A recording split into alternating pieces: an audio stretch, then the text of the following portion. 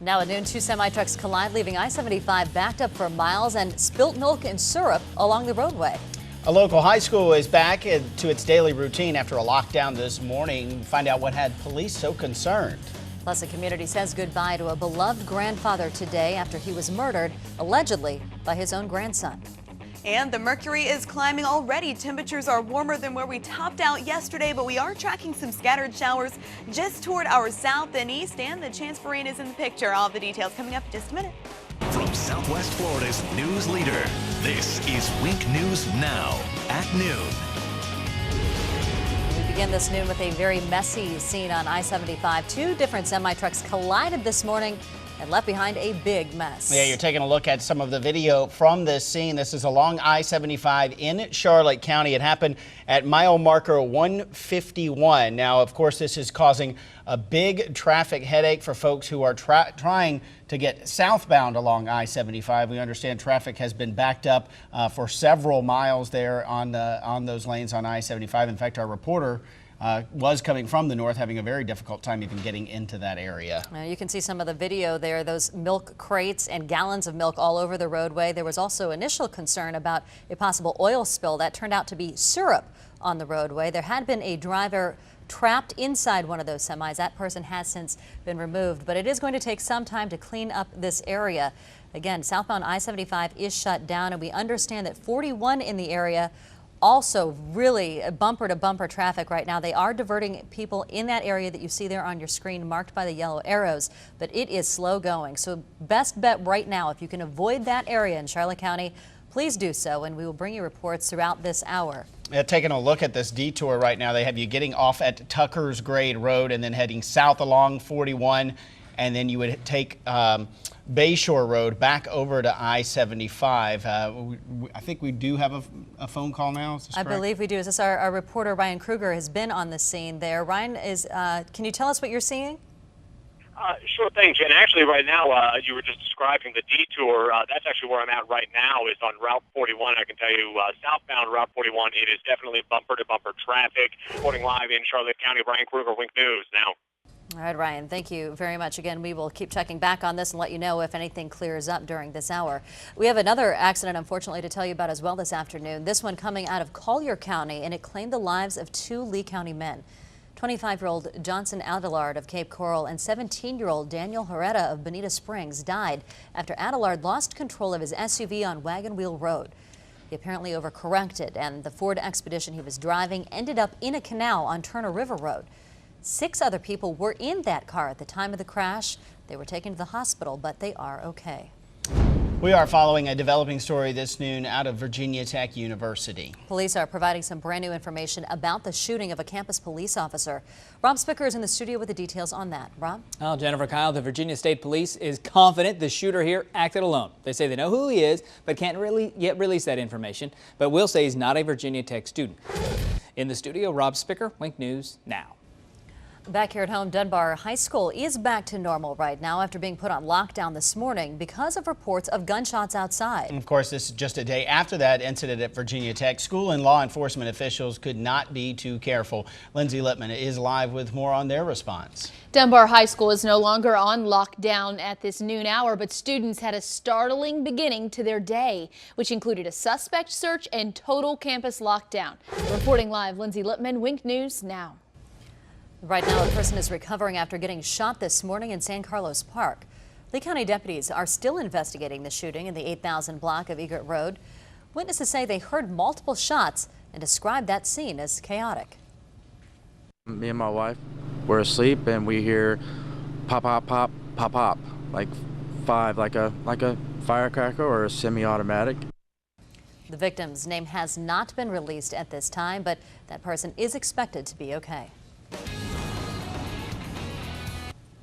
New at noon, a Southwest Florida family will have a place to hang their stockings this holiday. They're getting a house thanks to Habitat for Humanity. Unfortunately, it wasn't always a smooth ride getting to this move-in day for this father of 4. Lauren Pastrana is live in San Carlos Park with more. Lauren? For now, we are live in San Carlos Park. Lauren Pastrana, Wink News Now. I want to take another live look now in Charlotte County on I-75, where an accident has shut down the southbound lanes between mile markers 152 and 155. This is a live look at the detour. This is Tucker's Grade, where you're being diverted to eventually get to 41. But it's very slow going in that area. Let's take a look at the map to get you through this detour. You're going to want to get off if you are heading southbound along I-75. You're going to get on Tucker's Grade Road and hit 41. Now, we understand traffic had been backed up for quite some time along 41 heading southbound because of all of this. The detour then takes you down to Bayshore Road and back to I-75. It's about a 15-mile stretch of I-75 that is shut down. So keep that in mind if you're going to be traveling through the area. Things will be slow going through that area for quite some time until they get that accident scene cleaned up there on I-75. We're going to have a live report and more on this coming up a little bit later in the newscast. Stay with us. We'll be right back. We're still tracking the latest from that messy scene on I-75, and we're learning that one lane is back open right now. And this all started when two semi-trucks collided this morning, leaving behind a very big mess. Looking at some of this video right now, you can see one of the trucks was carrying milk. Well, now that is all over the interstate, so this has caused quite a traffic headache for many folks. Ryan Kruger joining us now live with more. Ryan, you spent most of the day stuck in traffic just trying to get around all of this. That's right, Kyle, and actually a lot of people have also been stuck in that same traffic. I was not alone when I was there. Let me show you the interstate here. It was less than 10 minutes ago that they opened up one lane of the interstate. You can kind of see over the bridge here, so travel is going, though certainly because it is only one lane that is open, your travelers are still going to expect some delays here in the southbound lane. We are live in Charlotte County. Ryan Kruger, Wink News, now. Topping our eye on the world, more violence in Syria. Activists say Syrian forces killed 5 people while firing on anti-government demonstrations across the country today. 2 children have been killed in the gunfire. Meanwhile, Turkish officials are speaking out against Syrian President Bashar Assad. They say that if he were sincere about not ordering a violent crackdown on his people, he should punish his security forces. He told Barbara Walters in an interview earlier this week that he did not order a crackdown on the revolt. The UN says 4,000 people have been killed since March. The U.S. says the top secret military drone shown on Iranian TV may in fact be a fake. This afternoon, government officials say that the drone shown may not be the one that actually crashed. One official says that there's no way the drone survived a crash from the altitude that it was flying at. But another official says the drone would be hard to fake. American officials say one thing is for sure, whatever is left of the drone is in the hands of Iran. U.S. officials now have video and a series of photographs from the past year of a retired FBI agent who disappeared in Iran. The U.S. has no idea who has been holding Robert Levinson for the past 5 years. Efforts to win his release have stalled. Levinson's wife is from Coral Springs, Florida. She and her son just posted a plea on the family's website for his safe return. And in that video, her son asks his captors to give them their demands so that they can work together to try and bring his dad home safely. Now to our eye on the nation. While prosecutors build their case against Jerry Sandusky, the former Penn State coach, some want to know what his wife knew about his alleged sexual misconduct. Ines Ferre is following that part of the investigation today and brings us the very latest now from Bellefonte, Pennsylvania.